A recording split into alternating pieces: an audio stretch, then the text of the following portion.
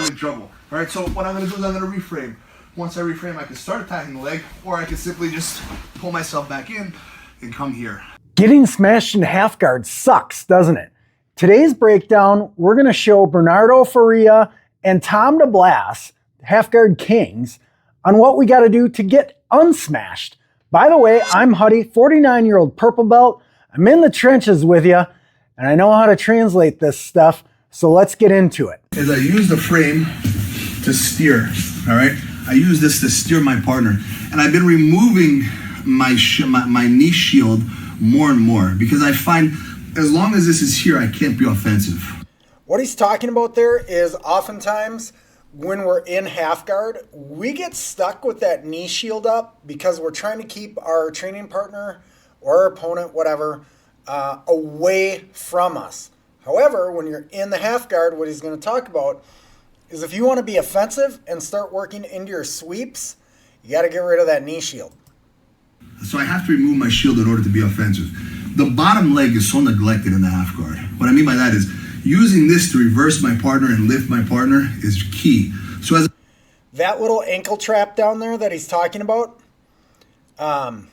think knee lever for the sweep, and he's also going to be doing some wax off.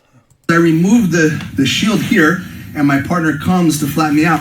Look what I'm gonna do. I'm gonna steer him in this direction and use my knee to bump. All right, from here, I'm getting entries to the leg. I can reverse, I can get the X. There's a lot of things that I could do. And I'm actually, the problem is I feel so much in half guard is people are pushing. They're pushing away. Why are you pushing? He's exactly right.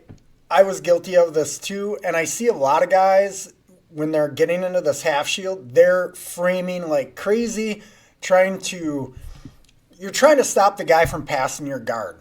But half guard can be extremely offensive, and that, I think it's just part of learning the position a little bit more, so hopefully this helps, especially if you're getting smashed. We go on. Pushing away. Right? You need your partner on top of you in order to reverse. All right?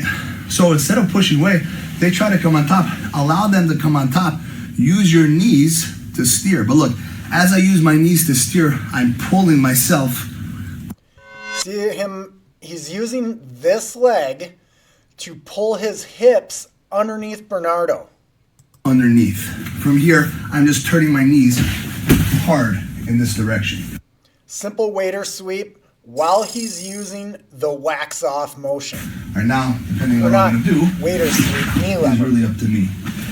Okay, but I think that we're along the same premises.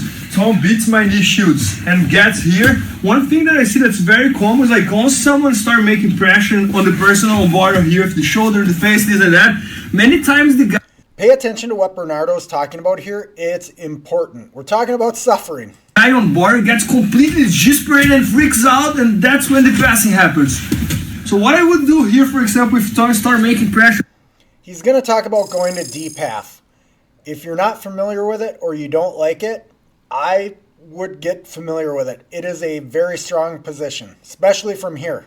On my face, I would try to keep myself calm and now work on what I have to work. So for example, in this case, I would try to control his pants to make...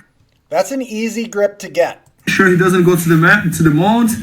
This hand I would put it on between his legs.